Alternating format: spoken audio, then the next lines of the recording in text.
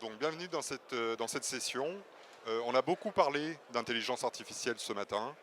L'intelligence artificielle aujourd'hui ouvre de nouvelles perspectives pour accélérer et fiabiliser nos décisions. On a déjà énormément de cas concrets qui s'appliquent aussi bien au domaine de la production, de la qualité ou de la supply chain.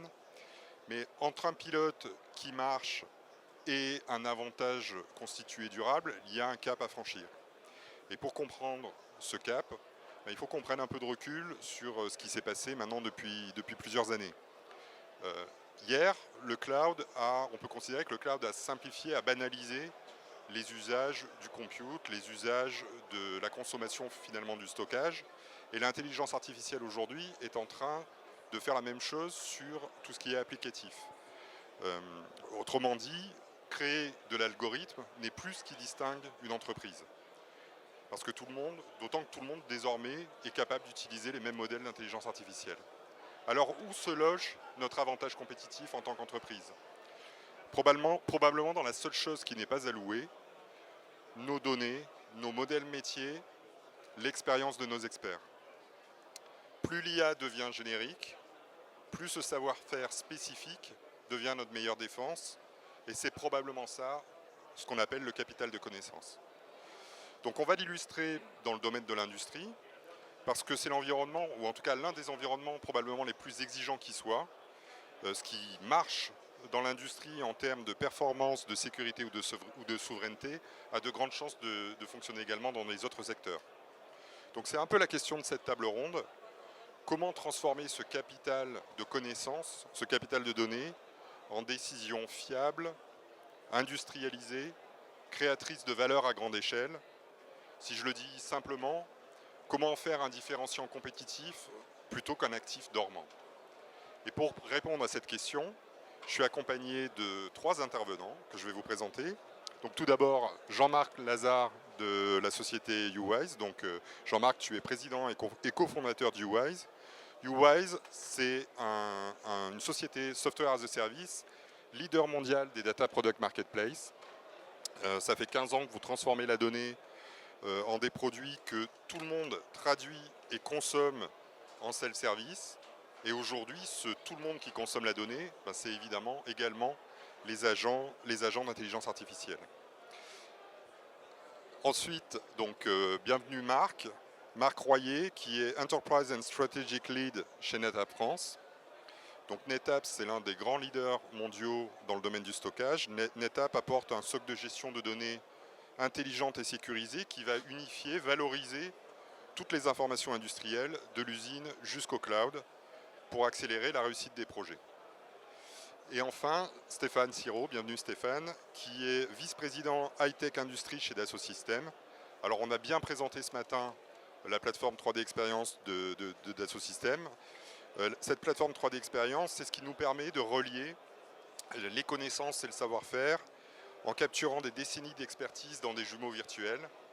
Et c'est sur ces jumeaux virtuels, on va appliquer de l'intelligence artificielle pour tester, simuler et décider dans le virtuel avant d'agir dans le réel.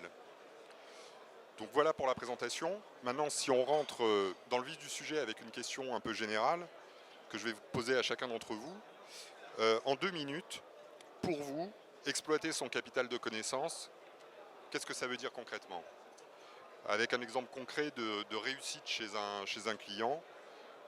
Jean-Marc, je te laisse la parole en premier. Merci Thibaut, bonjour à tous.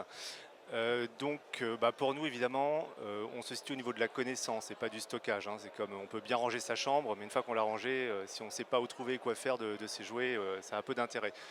Donc exploiter les connaissances et d'abord les connaître son patrimoine de données, être capable de le connaître du point de vue de sa perspective métier, et ensuite être capable de le consommer en self-service, quelle que soit ma position, que je sois évidemment un industriel en tant que dans l'ingénierie, dans le marketing, dans les ventes, et a fortiori avec mes nouvelles ressources qu'on sont les agents.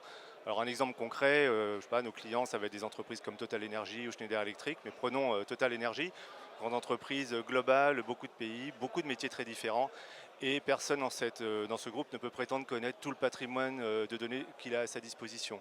Donc le déploiement qu'a fait le Data Office de Total Energy avec notre solution, c'est rendre accessible, je dirais, un peu comme un Google de la data, hein, même si on est une société française, donc il n'y a pas de Google là-dedans, mais tout le patrimoine, donc on peut rechercher en langage naturel, en sémantique, aidé par de l'IA, et on peut retrouver des pépites de données, et surtout, le dernier point, mais on y reviendra après, savoir qu'est-ce que je peux faire en toute confiance de ces données, savoir ce que mes collègues ont fait, est-ce qu'il y a un contrat sur ces données, est-ce que j'ai le droit de m'en servir, pour quel usage, etc. etc. Et donc on imagine, voilà, vous êtes nouvelle embauchée chez Total Energy demain, c'est peut-être qu'il y en a dans la salle, vous ne savez pas où trouver vos données, vous allez pouvoir les trouver instantanément et prendre de meilleures décisions grâce à ça. Très bien, très clair. Marc, même question. Exploiter son capital de connaissances pour NetApp, qu'est-ce que ça veut dire? On est dans une ère, et ça a été souligné ce matin, où l'intelligence artificielle est inévitable et en même temps il devient une commodité. Donc le point différenciant, c'est la donnée, et cette expérience, on l'a vécue avec un acteur dans l'automobile. Pour donner un cas concret, l'importance de la donnée et surtout de sa à la fois traçabilité, de sa conformité et de sa sécurité, c'est que si vous prenez une déviance par exemple sur une ligne de production dans l'automobile de 1% sur l'ensemble des données générées dans un mois, ça paraît éphémère, en tout cas ça paraît quelque chose de marginal. Vous prenez cette même statistique sans la corriger à chaque fin de mois, sur 6 mois, ça fait une justesse de 94,15%. Ce qui veut dire qu'au bout de 6 mois, le champ de déviance est si important que vous ne lui confieriez absolument pas votre vie en fait. Et c'est là où en fait l'importance de la bonne gestion de la donnée, de la compréhension de cette donnée, de son identification, sa traçabilité et de son analyse entre en jeu.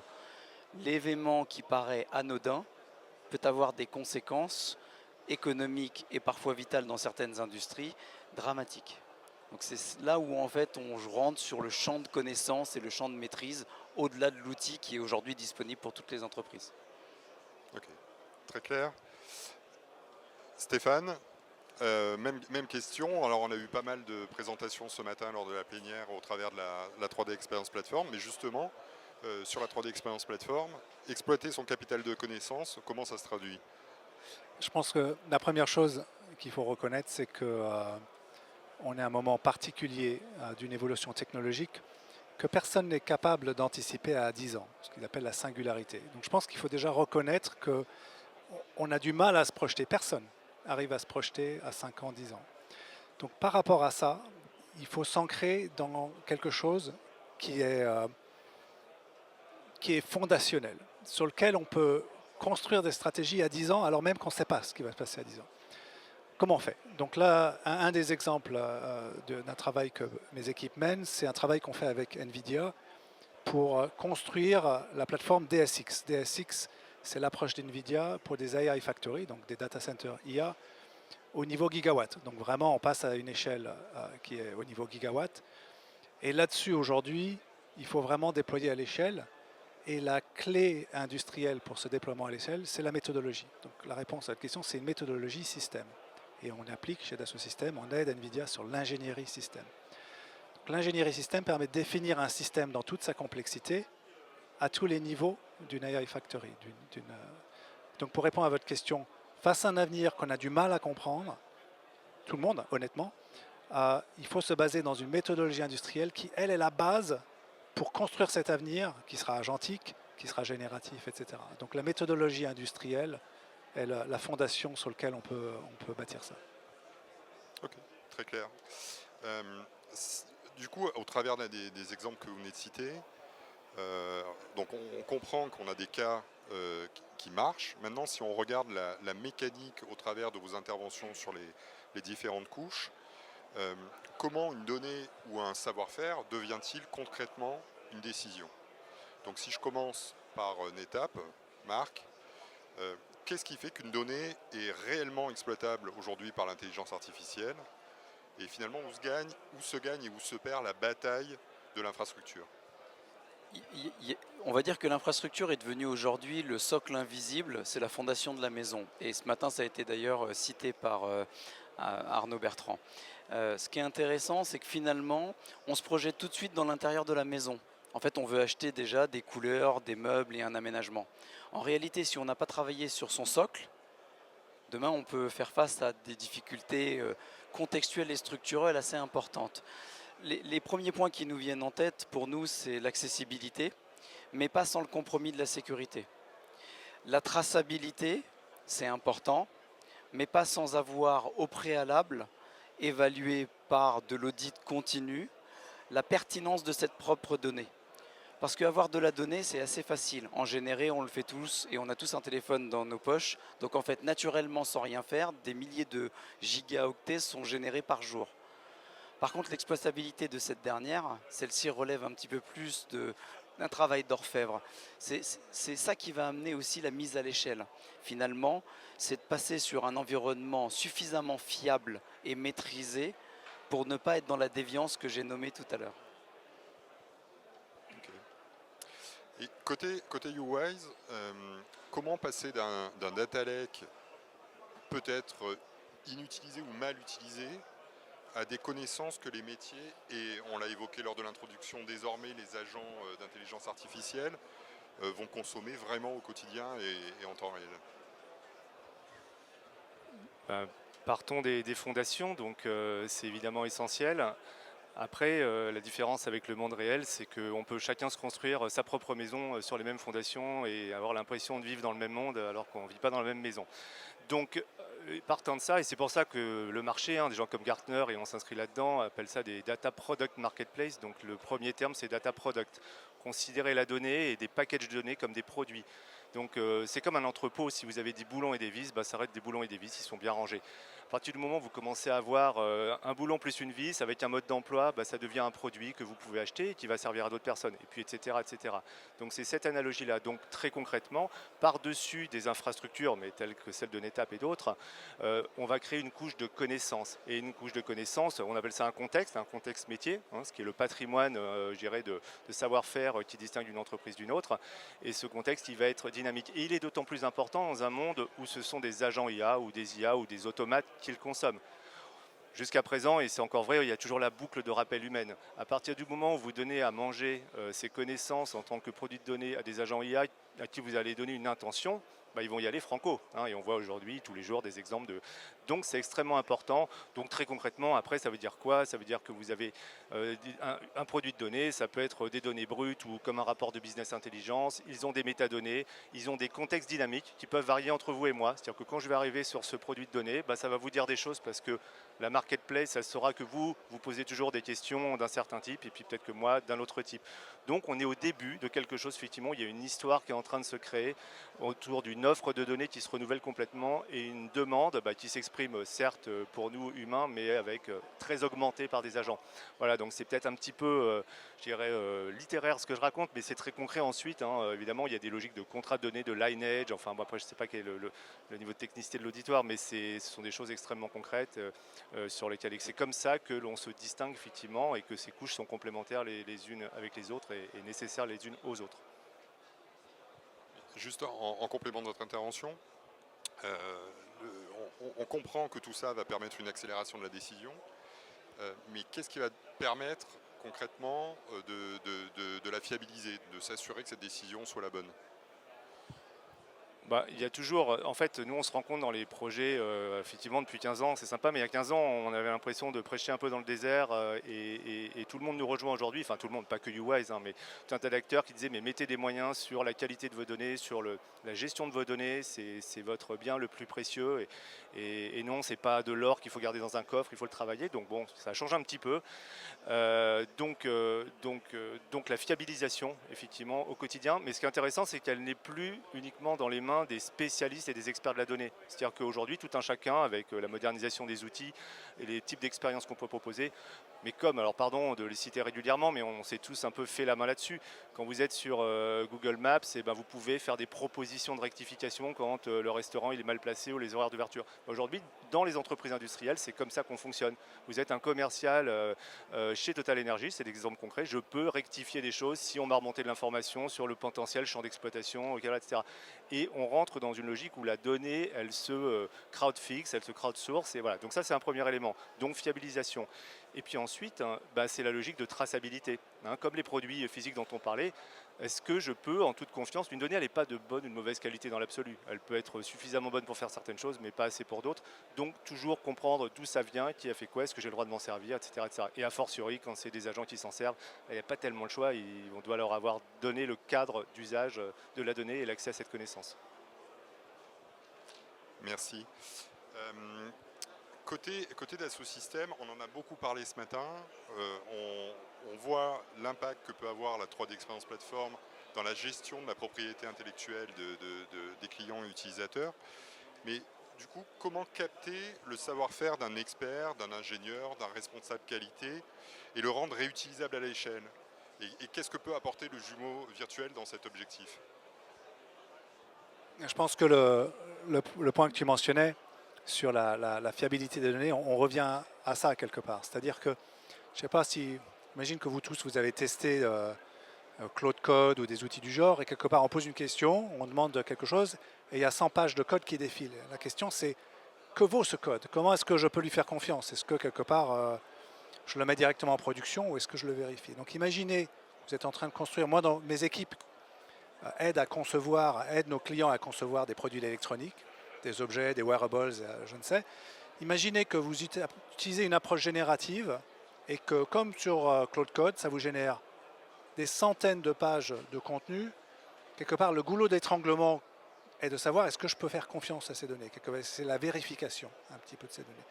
Et donc, quelque part, quand on en vient à la capitalisation du savoir-faire et de la connaissance, quelque part, la connaissance, on doit lui faire confiance, on doit la capitaliser, elle doit être quelque part vérifiée. Donc c'est adresser ce goulot d'étranglement. Et c'est le challenge, je pense qu'on va on va tous avoir à faire. On peut tout accélérer avec les agents jusqu'à la limite où on fait confiance à cette connaissance et ce savoir-faire. Et donc pour ça, il faut une approche, il faut une méthodologie, j'en ai parlé. Il faut une plateforme de collaboration, parce qu'à la fin, il faut arriver à vérifier ces données par des humains qui travaillent en collaboration. Il faut une méthodologie industrielle qui permet d'avoir, tu as mentionné la traçabilité par exemple, la gouvernance des données. Et donc ça, je pense qu'aujourd'hui, on adresse ça avec la 3D Experience Platform chez Dassault. Et quelque part, l'IA peut avancer très très vite, mais elle ne pourra pas avancer plus vite que notre capacité à gouverner ce savoir et ce savoir-faire. Donc les années à venir vont être intéressantes en montrant qu'au final, pour toute l'accélération qu'on peut avoir, elle doit être ancrée quand même dans des méthodologies et du savoir-faire. Mais du coup, Stéphane, on voit qu'on a des solutions aujourd'hui. Qu'est-ce qui peut freiner pour un client le passage en production? Est-ce que finalement les verrous techniques ont été résolus ou est-ce qu'il reste des verrous organisationnels, culturels qui peuvent empêcher le passage à l'échelle? Je pense qu'on est au tout début. Je pense qu'aujourd'hui, quand on entend des gens utiliser l'IA en production dans leur entreprise, c'est loin d'être encore généralisé, très très loin d'être encore généralisé, avec des processus, avec une gouvernance à la masse. Donc je pense qu'aujourd'hui, on est encore en train de découvrir. Il y a 6 mois, sortait OpenClaw, il y a 2 mois, sortait NemoClaw. Dassault Systèmes, on a annoncé à Taipei la semaine dernière qu'on adoptait NemoClaw et OpenShell.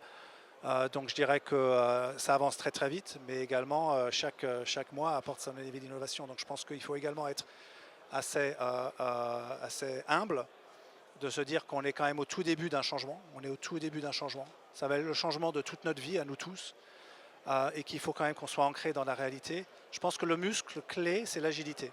Le muscle clé, c'est la curiosité de tester et la capacité d'une organisation à être très agile pour adapter les choses. Mais également humble, parce que franchement, on est au début d'un changement et il faut se rendre compte que Les agents, on parle beaucoup de MCP, d'agents persistants, de choses comme ça. Ça, c'est le sujet d'aujourd'hui. Dans 2-3 ans, la conversation aura encore beaucoup évolué.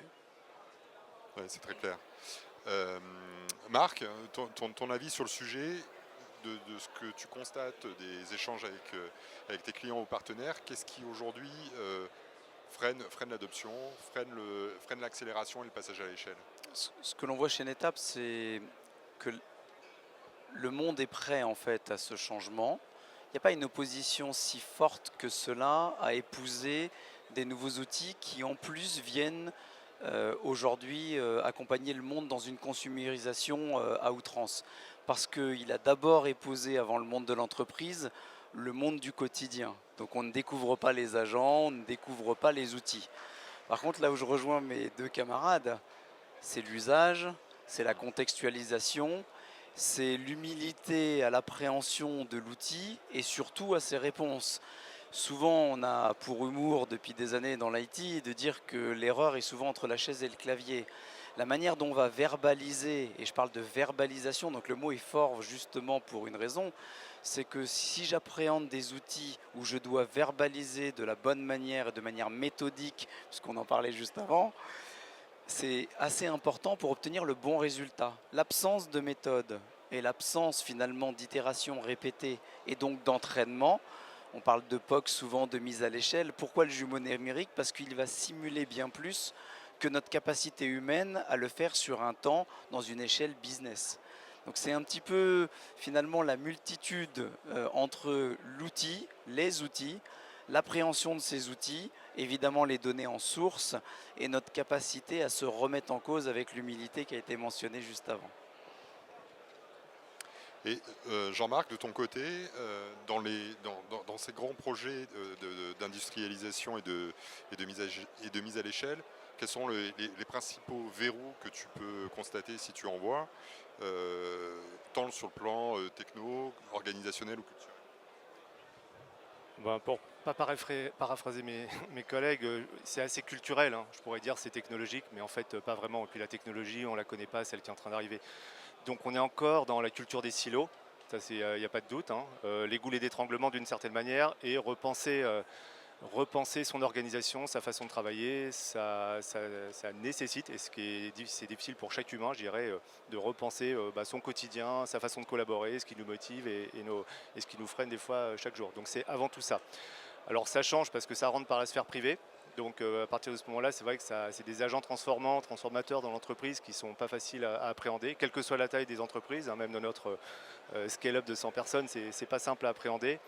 Et puis après, effectivement, il y a des enjeux de mettre derrière des mots un peu valises, de gouvernance, etc., de ROI, des choses extrêmement concrètes et factuelles, hein. Ne pas reproduire ce qui avant pouvait être perçu comme des verrous, des droits de péage. La gouvernance, on pense compliance, ça fait peur à tout le monde, alors que là, justement, il faut trouver un équilibre entre finalement qu'est-ce que by design j'ai embarqué dans ma donnée, dans mes produits pour que quand ensuite je la consomme en self-service et les agents eux-mêmes, on puisse aller au bout de la recherche de l'efficacité attendue versus mettre des barbelés partout comme c'est souvent le cas dans les systèmes d'information. Donc il faut quand même repenser, et, enfin c'est facile de dire il faut, hein, mais il faudra en tout cas repenser beaucoup de choses, mais comme le font déjà de grands groupes, comme le fait Dassault Systèmes pour elle-même et pour ses clients. Donc le mouvement est largement engagé et on est un peu qu'au début voilà, on se redécouvre tous, hein. Et cette question justement de la gouvernance de la donnée, c'est une question qui doit être centralisée dans l'entreprise ou au contraire c'est la responsabilité de chacun? Ouais, je serais bien malin pour donner des leçons aux gens. Je pense qu'après il faut que ça colle avec... Nous on travaille, alors là on parle de l'industrie, c'est peut-être un mode d'organisation un peu différent. Quand on bosse pour des boîtes, je sais pas, du retail ou des services ou des administrations, la gouvernance elle se gère pas exactement de la même manière. En tout cas c'est assez collé à des problématiques de gouvernance de l'entreprise, voilà, déjà de base. Donc si on est une entreprise très centralisée, qui a un cadre de gouvernance très clair mais qui offre tout le champ de liberté nécessaire pour l'expérimentation, aujourd'hui les meilleurs bénéfices on va dire, issus de l'usage de la data et de l'IA, c'est quand même très bottom-up. Après, il faut qu'il y ait un cadre, évidemment, et je pense qu'il faut que ce cadre de liberté, il donne...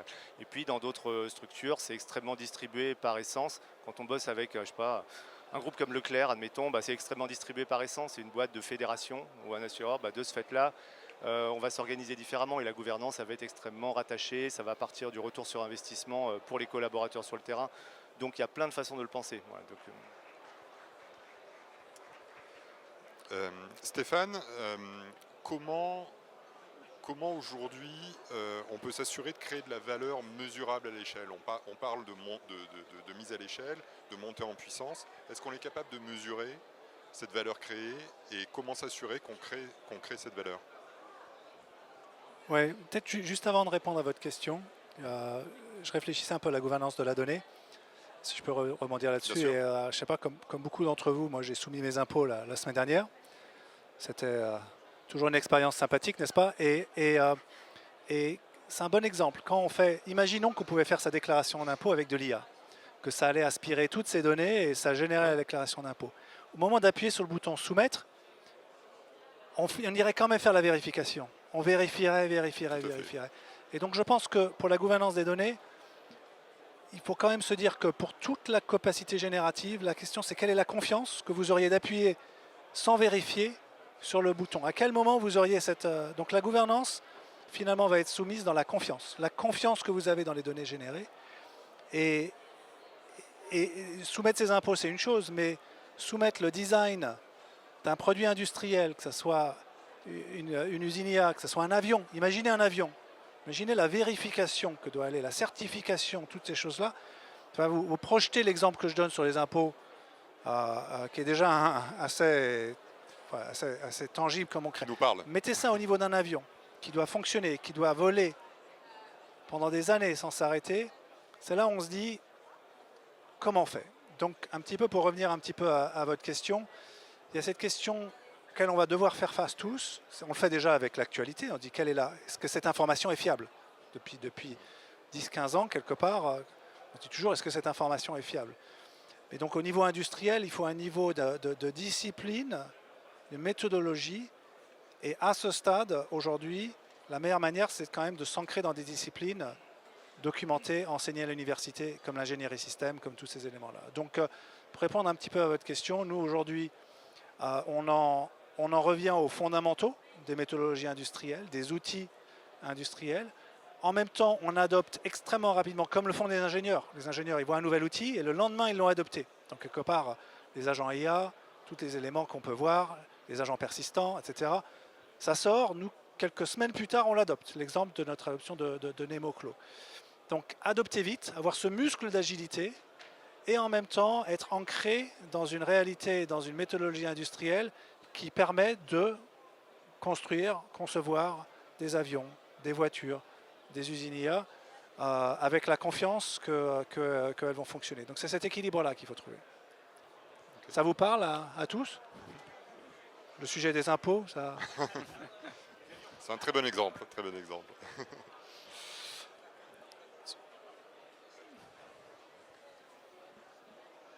Tout d'abord, grand merci pour la qualité des différentes opinions sur la qualité de la donnée. Moi, j'irai un peu plus loin parce qu'on défonce assez souvent les silos quand ils existent dans les entreprises. Moi, je vais un peu plus loin parce qu'on défonce assez souvent les silos qui existent dans les entreprises.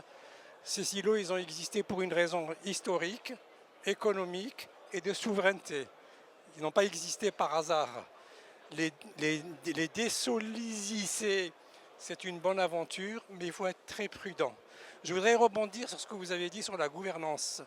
La gouvernance de la donnée, c'est excellent, mais par contre, il y a un élément très important dans les entreprises, c'est la documentation de la donnée. Une donnée qui n'est pas documentée est une donnée qui est perdue. Et dans beaucoup d'entreprises aujourd'hui, le document n'est pas considéré comme étant un asset de l'entreprise. Il est considéré comme de l'administratif. Merci. Marc, c'est un peu la même question de ton expérience, de ce que vous voyez. Comment monter à l'échelle en créant de la valeur qui soit mesurable? À nouveau, pour nous, la vision aujourd'hui de l'IA dans le temps, c'est de mettre en place un système normalisé. On parle d'industrialisation, donc de normalisation. Seulement, on a parlé aussi d'agilité.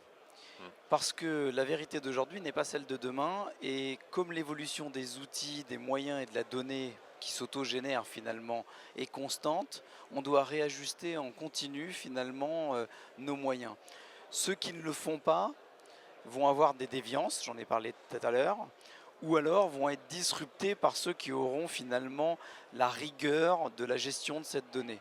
Et c'est ça pour moi, en tout cas et pour nous, le point de changement. La gouvernance est essentielle, elle est indiscutable, la traçabilité va en faire partie. C'est un travail que l'on voit à toutes les échelles, c'est-à-dire c'est une échelle d'entreprise, d'organisation subdivisée par autant de niveaux qu'il le faut. Et c'est aussi un accompagnement de chaque individu dans la prise de confiance. Et ça, c'est important. Je donne un exemple très simple. J'ai travaillé là sur une analyse assez aboutie de pièces industrielles où, en déléguant l'analyse partiellement à la machine, à cause d'un sigle, elle a confondu deux pièces qui avaient quasiment le même nom. La première pièce s'appelait NCI et la deuxième pièce s'appelait NCI+. Le simple changement de caractère faisait varier le prix de la pièce. La première valait 360 €, la deuxième 5 600 €. La commande générale, si elle avait été passée sans être revue par un humain ou par un contrôle de gestion ou par une machine, j'allais dire par un twin, en tout cas par des jumeaux numériques, aurait pu être à l'échelle de l'entreprise dramatique. Ce sont des gens qui commandent 100 000 pièces. On n'est plus sur les mêmes échelles. Donc il y a l'effet de stock, il y a l'effet de coût et il y a l'effet d'image vis-à-vis des clients qui sont derrière. Donc cette fiabilité, elle est essentielle. Mais dans cet exemple-là, par exemple, est-ce qu'on ne peut pas considérer que la machine, l'intelligence artificielle, va apprendre de cette erreur et petit à petit, finalement, il restera de moins en moins d'erreurs pour arriver à un niveau d'erreur humaine? Alors il y a plusieurs réponses à ça. Oui, on considère qu'elle apprend. Jusqu'à quel point sans intervention humaine? À nouveau l'histoire de la déviance. C'est ce qu'on appelle un peu les night watchers. C'est qui va opérer finalement, quel est l'agent de nuit qui s'aperçoit que la procédure mise en place automatiquement par les systèmes n'est pas celle à appliquer. C'est notre très cher capitaine qui a atterri sur l'Hudson. Très discutable d'un point de vue procédure normalisée et probablement grandement salué par la population mondiale. Donc là, c'est deux mondes qui se rencontrent et c'est ce qui se passe dans l'industrialisation. C'est quelle est la limite, et l'agilité est le point finalement, probablement, ou le mot à retenir le plus dans cette approche. Très clair.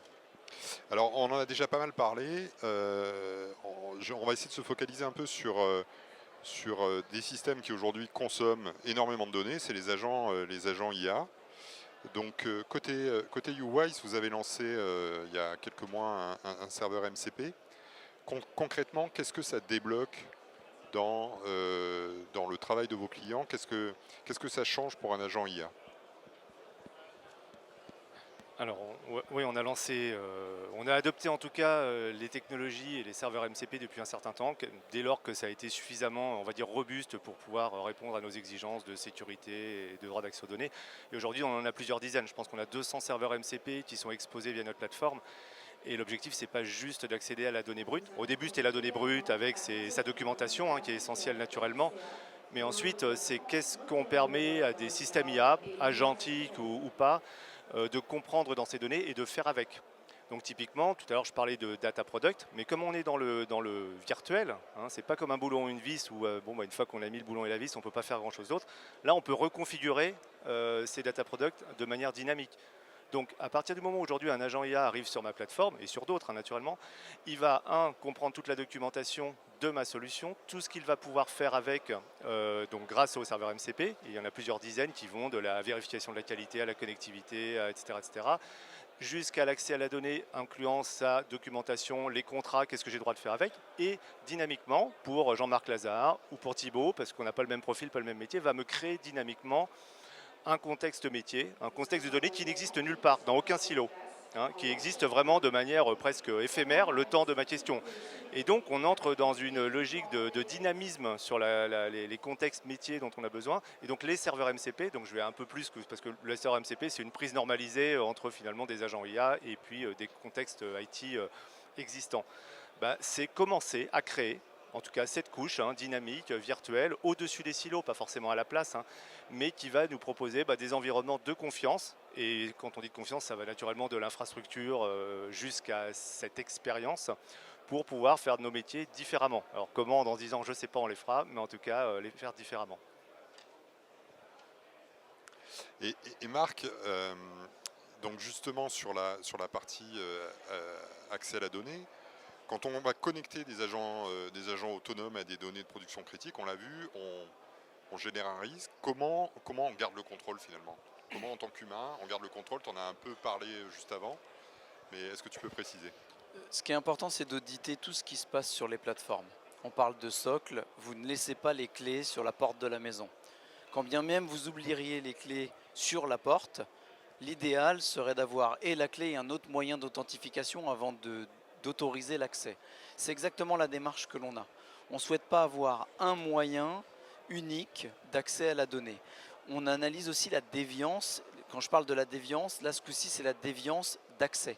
C'est-à-dire, est-ce que typiquement dans une entreprise, une personne autorisée à accéder à ce système ne doit pas avoir l'accès à 100% de la donnée.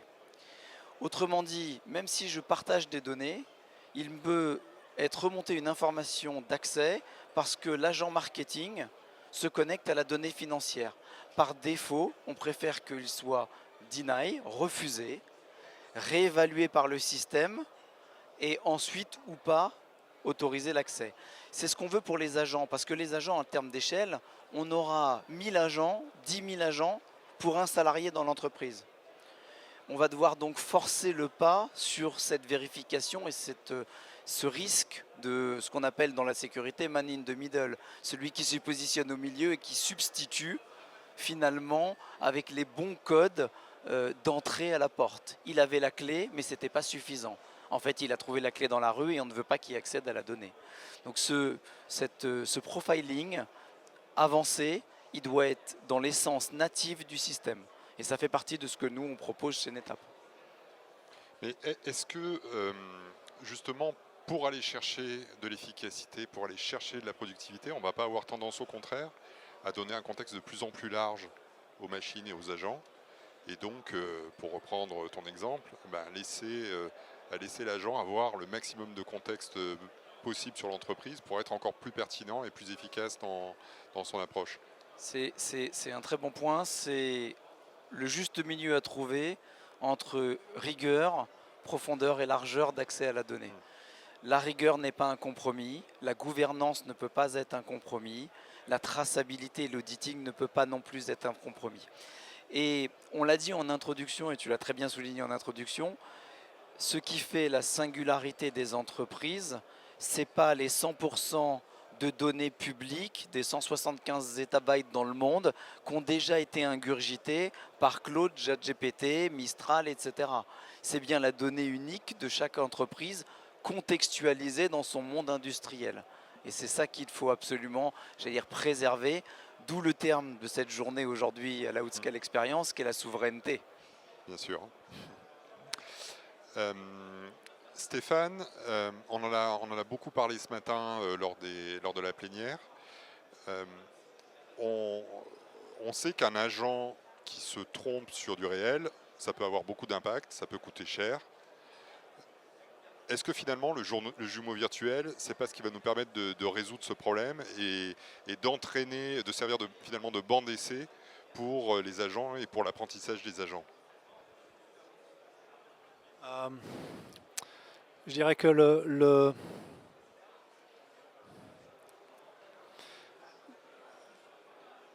notre vision chez Dassault Systèmes, c'est que chaque objet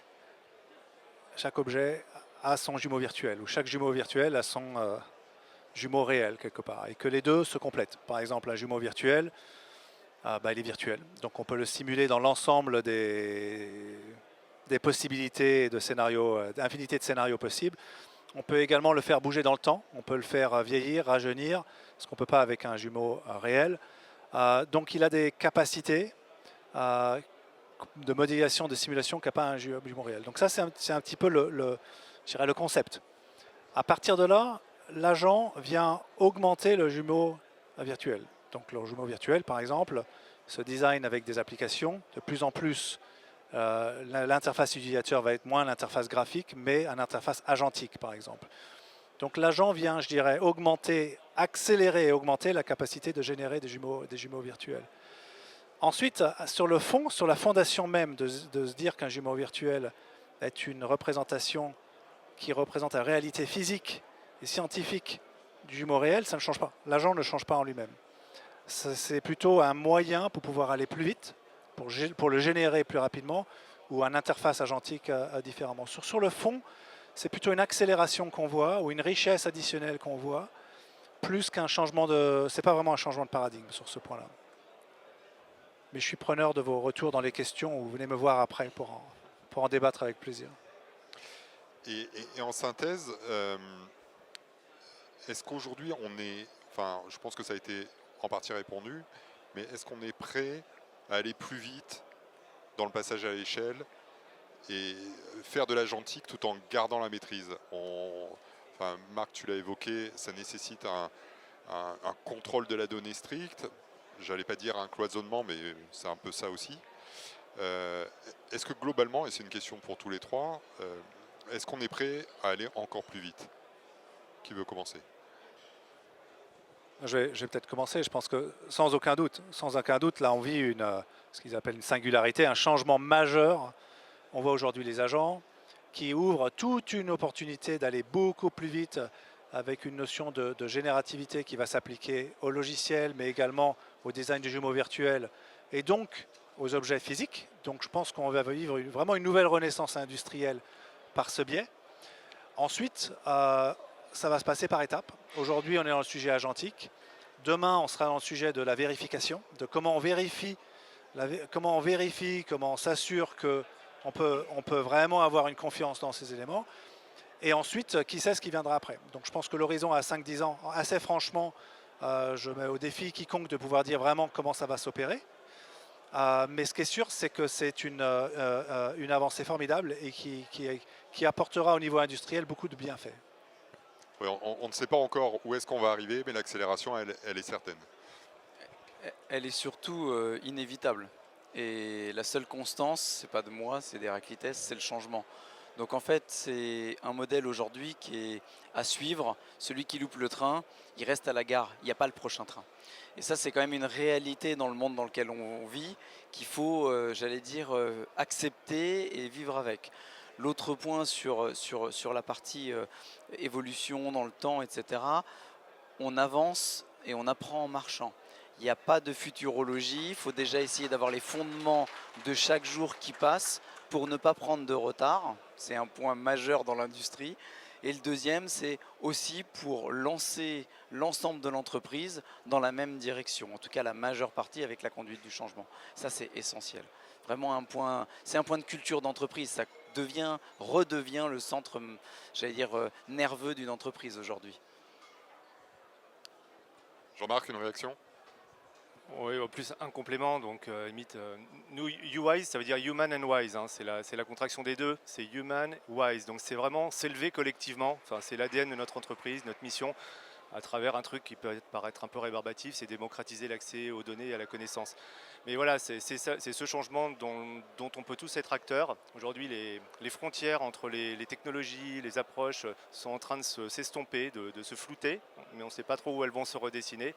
Et je pense que, voilà, sans être naïf, je pense qu'on ne l'est pas, hein, à travers ce que vous avez entendu, appliquer des méthodes et surtout redessiner quelque chose qui soit, j'espère, un peu inspirant et utile pour tous, hein, pour l'humain. Très bien, merci. Alors j'avais commencé cette session par une idée, c'était que aujourd'hui, à l'heure où justement tout le monde utilise les mêmes modèles d'intelligence artificielle, la seule chose finalement qu'on ne peut pas vous louer, qu'on ne peut pas vous copier, c'est probablement votre savoir. On vient d'en discuter et de voir qu'on est capable de rendre la donnée utilisable, fiable, déployable à grande échelle, mais à condition d'en garder le contrôle, sans en perdre la maîtrise. Et c'est là que la souveraineté, évidemment, retrouve son plein sens. Choisir à qui on va confier notre actif, notre savoir-faire, notre donnée, c'est probablement ce qui va nous distinguer. Et c'est un choix qui est évidemment stratégique et pas seulement technologique. Donc une dernière question pour chacun d'entre vous. Dans 3 à 5 ans, c'est une question difficile, qu'est-ce qui distinguera une entreprise qui aura le mieux exploité son capital de connaissances d'une autre? Bon, je vais le dire avec mes mots et mes définitions que j'ai partagées avec vous, hein. Donc je pense que celles qui auront transformé leur patrimoine de données vraiment en produit, mais avec tous les concepts que j'ai évoqués, hein, qui en auront fait quelque chose à la fois qu'il faut sécuriser, mais qu'il faut partager. Je veux dire, je pense que dans l'industrie, on n'innove pas seul. Et donc c'est ça tout le challenge, c'est-à-dire que je veux garder la maîtrise, mais je ne peux pas mettre des remparts partout.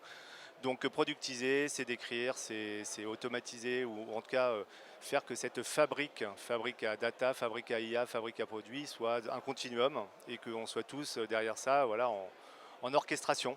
Et ça sera quelque part probablement des directions informatiques qui sont quand même à la manœuvre de la machine à données, hein, qui auront intégré ces concepts-là, donc de data product marketplace.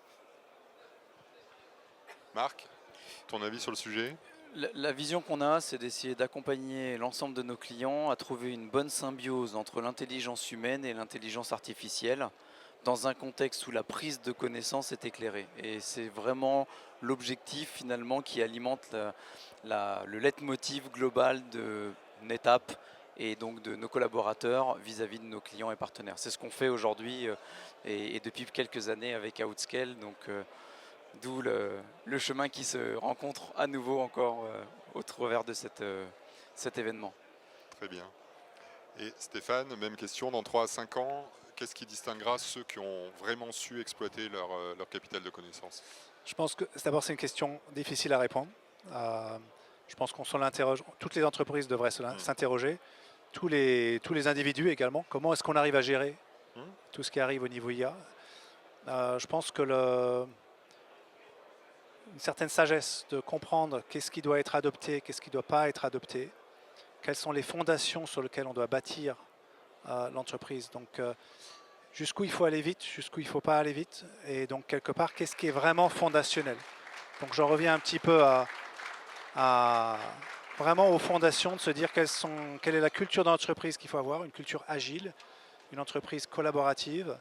Il faut une méthodologie, qui ancre. Et ensuite, il faut une curiosité, une agilité, et c'est un peu l'équilibre entre toutes ces choses-là, je dirais. Donc voilà, je ne sais pas si ça apporte une réponse en tout cas, mais je pense que c'est se trouver cet équilibre, et c'est au niveau de la culture de l'entreprise qu'on verra la différence. C'est très clair. Merci à vous trois pour ce retour. Avant qu'on conclue la session, est-ce qu'il y a des questions dans la salle que vous voudriez nous adresser?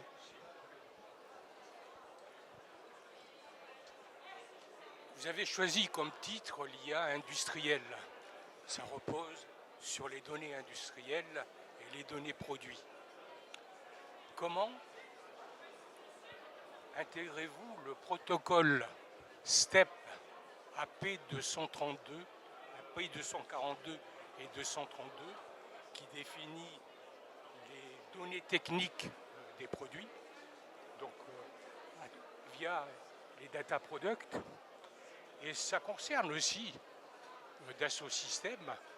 Comment intégrez-vous ce protocole AP232 et AP242 dans le flux de données CAO, PLM, MES, ERP?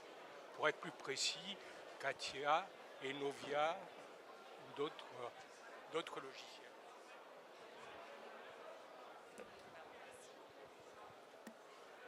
Alors, moi je ne connais pas ce protocole, donc je vais avoir du mal à y répondre. Stéphane? Donc quelque part, Dassault Systèmes a ses solutions existantes. Katia, Enovia, vous avez mentionné. Aujourd'hui, nous, ce qu'on est en train de regarder, c'est plusieurs éléments. D'abord, l'agentique. L'agentique a une promesse d'automatisation qui se construit au-dessus. Donc, quelque part, les éléments d'IA se construisent au-dessus d'un socle industriel, d'une méthodologie industrielle. Donc, je dirais que pour répondre à votre question, ces éléments aujourd'hui sont en place. Je ne connais pas les détails de ce protocole, mais aujourd'hui, l'agentique, quelque part, se construit au-dessus pour automatiser des processus au-dessus de solutions existantes. Alors, pour ne pas parler spécialement de ce protocole, mais des protocoles, il en existe dans tous les métiers. Vous allez en trouver dans l'industrie, par exemple, de la gestion des réseaux d'eau. Voilà, Veolia, c'est un de nos clients. Vous allez en trouver quelque part dans un autre type d'industrie, l'industrie financière, et c'est aussi les SDM. Non, mais je réponds à votre question, s'il vous plaît. Oui, mais donc ce sont des grammaires. J'aimerais. Oui, bien entendu, mais comme beaucoup d'autres. Et donc, ce sont des grammaires. Il en existe dans chaque industrie. Ce sont des grammaires qui définissent effectivement de l'interopérabilité et de la description d'objets métiers dans l'industrie et dans d'autres domaines. Donc, je pense que ce que l'on fait tous, c'est avoir des couches d'interopérabilité avec ces systèmes très descriptifs qui permettent à des systèmes de production et d'exploitation de fonctionner. Et les agents IA et l'IA par-dessus vont pouvoir comprendre ce vocabulaire. C'est comme ça que ça fonctionne. Je crois qu'on a encore une question. Bonjour, merci beaucoup déjà. Bonjour. Ma question, c'est l'ensemble des connaissances qu'elles sont ingérées. Un des phénomènes de l'IA, c'est de venir lisser la connaissance. Plus on lui donne de connaissances en entrée, plus la sortie va être une moyenne de toutes ces connaissances. Là où l'innovation chez l'humain, en général, vient de l'aspérité de ses connaissances, des interprétations que chacun va avoir. Même l'heureux hasard de l'erreur, par exemple, qui nous a donné le micro-ondes ou les machines extraits. Est-ce que c'est possible de capturer au sein de ces systèmes de connaissances ce facteur humain de l'erreur et de l'aspérité? Qui veut répondre d'abord? Je crois qu'il y a plusieurs candidats. Oui, alors ce point il est assez intéressant parce que si vous avez un suivi, une gouvernance, je parlais de Night Watcher, c'est justement la partie learning approfondie des erreurs. C'est-à-dire qu'il y a des éléments et des erreurs qui ne rentrent pas dans ce que l'IA a prévu. La question, c'est comment j'y réagis. J'ai pas pu détailler le contexte du Night Watcher, mais je travaille avec un client qui en fait a des agents de nuit qui travaillent au protocole lorsque l'erreur n'est pas normalisée ou pas reconnue. La mission de l'agent de nuit, donc de l'humain, c'est de la faire apprendre à la machine, ce qu'elle ne fera pas de manière naturelle puisque ce n'est pas dans son cadre historique. Donc si c'est normalisé et prévu par l'entreprise, c'est-à-dire d'apprendre de ses erreurs avec l'humilité qu'on a nommée tout à l'heure, dans ce contexte-là, alors elle deviendra source de connaissances et pas source d'ignorance ou source d'erreur. En tout cas, pas uniquement source d'erreur. Voilà. D'où l'agilité qui a été nommée et certainement aussi l'apprentissage continu. Excellente question, et c'est vrai que c'est tout le débat entre l'intelligence générique qui est capturée, et qui lisse et qui normalise, et l'intelligence cognitive des entreprises, des organisations, qui est basée sur aussi les aléas du monde réel. C'est-à-dire qu'après on est quand même, je sais pas, si vous êtes bossez chez pour Danone et que vous êtes à la supply chain, vous avez beau avoir toute la connaissance et tous les modèles du passé, la réalité c'est que si d'un seul coup un détroit est bloqué, vos bateaux passent pas, etc., bah là vous devez faire face et faire preuve de créativité. Donc heureusement il y a quand même des challenges qu'on doit relever, mais après toujours c'est pour quel but, dans quelle direction, voilà. Mais c'est pas très technique comme réponse, mais en tout cas c'est des questions de fond intéressantes. Très bien. Eh bien, En tout cas, c'est une bonne question. Oui, oui. Très bien. Donc cette session touche à sa fin. Je voulais remercier nos trois intervenants. Merci Jean-Marc, merci Marc, merci Stéphane et merci l'auditoire pour vos questions.